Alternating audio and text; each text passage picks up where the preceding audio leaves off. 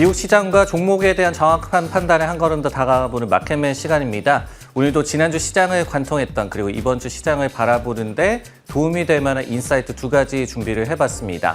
첫 번째로 시장 전반에 대한 얘기부터 시작을 해보도록 하겠습니다. 헤드라인을 이렇게 뽑아봤어요. 산타랠리가 불발됐는데 지난해 4분기 실적도 먹구름이 끼고 있다라는 그런 내용이 나와서 어떻게 해석을 할지 살펴보도록 하겠습니다. 팩셋에서 이 보고서를 냈습니다. 여기에 따르면요. 106개의 S&P 500 기업들이 작년도 4분기에 대한 EPS 가이던스를 공개를 했는데요. 그 중에 무려 71개가 부정적인 가이던스, 여기서 부정적이라는 거는 시장 예상치보다 못한 가이던스를 내비쳤다라고 합니다. 이런 71개라는 숫자는요, 5년 평균인 56개, 그리고 10년 평균인 62개를 상회를 하면서 부정적인 가이던스 비율 67%도 이렇게 지난 5년간의 평균 57%, 그리고 10년 평균인 62%보다도 높았다라고 합니다. 섹터별로 좀 따져보면요. IT와 산업재라든지 그리고 경기 소비재 업종에서 가장 부정적인 가이던스들이 많이 나왔다라고 합니다. 그러면서 5년 평균을 상회하는 정도도 최대였다라고 합니다. 특히 이제 IT 기업들 같은 경우에는요. 25개 기업들이 부정적인 가이던스를 제시를 하면서 5년 평균 수치인 20개를 좀 넘어서는 그런 상황이었다라고 하고요. 긍정적인 가이던스를 제시한 비율도 20개에 불과했다라고 합니다. 네, 이렇게 실적과 관련한 보고서 내용 한번 살펴봤는데요. 어떤 부분을 좀 더 고민을 해봐야 될까? 산타랠리가 없어도 올해 증시가 괜찮을까? 한번 진단을 해보도록 하겠습니다. 통상적으로 연말 5거래일 그리고 새해 첫 2거래일을 의미하는 산타랠리죠. 근데 이제 작년 한 해를 놓고 본다면은 S&P 500 지수가 약 한 23% 정도 상승을 했습니다. 그런데 이 산타랠리 없이 연말이 지나간 것은 굉장히 좀 아쉬웠다라고 평가를 해볼 수가 있을 것 같습니다. 실제로 좀 수치적으로 보면요. 지난 1950년 이후에 산타랠리가 있었던 해 S&P 500 지수가 1월 달에 평균 1.4% 상승을 했고요. 해당 연도에도 10.4%나 상승을 하면서 지난 연말의 산타랠리 여부가 그 후에 지대한 영향을 끼치는 것으로 데이터적으로도 나와 있습니다. 그리고 반대로 산타랠리가 없었던 해를 좀 집계를 해보면요. 1월 달에 소폭 하락을 했고요. 그리고 연상승률도 5%까지 떨어지면서 역시 연말에 산타랠리가 있었느냐 마느냐가 내년의 움직임에 많은 영향을 줬음을 저희가 알 수가 있었습니다.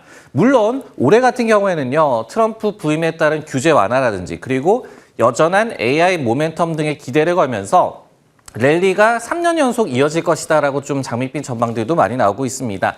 그렇지만 앞서서 보고서에서도 살펴봤듯이 과연 이제 기업이익이 따라줄 수 있을 것이냐 이 부분을 저희가 잘 살펴봐야 될 것 같습니다. 이 부분에 대해서 좀 더 진단을 해본다면요. 일단 한 가지 위안거리가 있습니다. 4분기에 기업들이 부정적인 가이던스를 많이 내놨다라고 말씀을 드렸죠. 하지만은 분기간 그러니까 10월 달에서부터 12월 달까지의 EPS 애널리스트의 전망치의 하향폭 같은 경우에는요. 2.7%로 5년 평균인 이 3.4%를 하회하고 있다라고 합니다. 이런 부분들은 그래도 좀 위안거리로 삼아볼 수가 있을 것 같고요. 그렇다면 이제 기업이익 측면에서 관건이 어디에서 저희가 찾아볼 수가 있을 것이냐?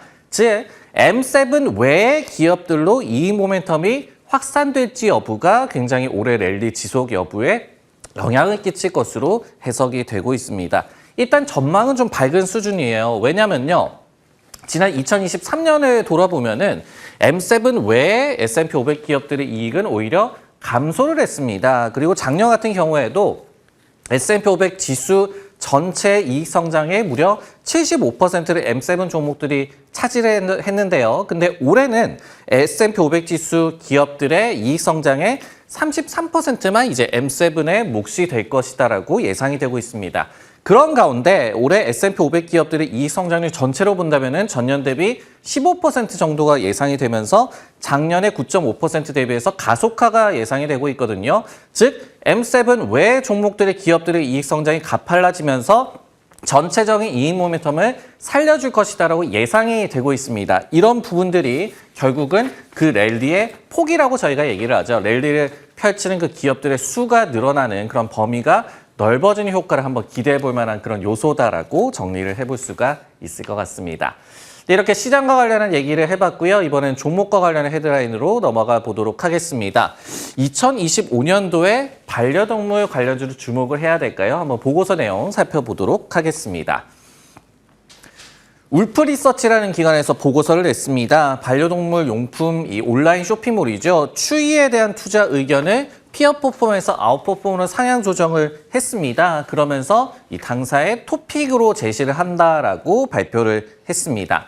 결국은 이제 높은 매출 성장이라든지 그리고 가파른 마진 개선을 기대한다라고 보고서 내용이 나왔는데요. 그러면서 또 이제 목표 주가를 42달러로 제시를 했는데 내년에 세전 이익의 한 17배 정도를 가정한 것이다라고 분석을 했습니다. 기대 요인이 몇 가지가 좀 제시가 되는데요. 첫 번째로는 내년까지 고객 수의 증가세가 가속화될 것이다라고 분석을 했고요. 두 번째로는 이제 객단가가 상승을 할 것이다. 세 번째로는 신제품 모멘텀이 있을 것이다. 그리고 네 번째로는 해외 시장으로의 또 확장이 기대된다라고 분석을 하고 있었습니다. 특히 앞서서 얘기를 했던 마진 개선 같은 경우에는요. 높은 정기 배송, 뭐 한 80% 정도의 비율로 정기 배송이 매출을 일으키고 있다라고 해요. 여기에 더해서 또 85% 정도는 필수재를 소비자들이 구매를 하고 있다라고 합니다. 즉 반복적인 구매가 예상이 되는 그런 품목들이라고 하거든요. 이런 부분들을 좀 주목을 하면서 울프 리서치에서는 구독 서비스 기업 같다라는 추이에 대한 평가를 제시를 하고 있었습니다. 네, 이렇게 보고서 내용 살펴봤고요. 어떤 부분을 저희가 좀 더 살펴봐야 할까? 이미 많이 오른 추이입니다. 그러면 올해는 어떨까에 대해서 좀 더 생각을 해보도록 하겠습니다.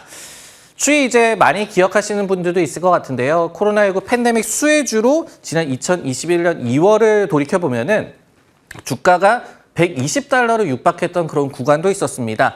하지만은 작년 5월 달을 보면은 주가가 15달러까지도 추락한 구간도 역시 있었습니다.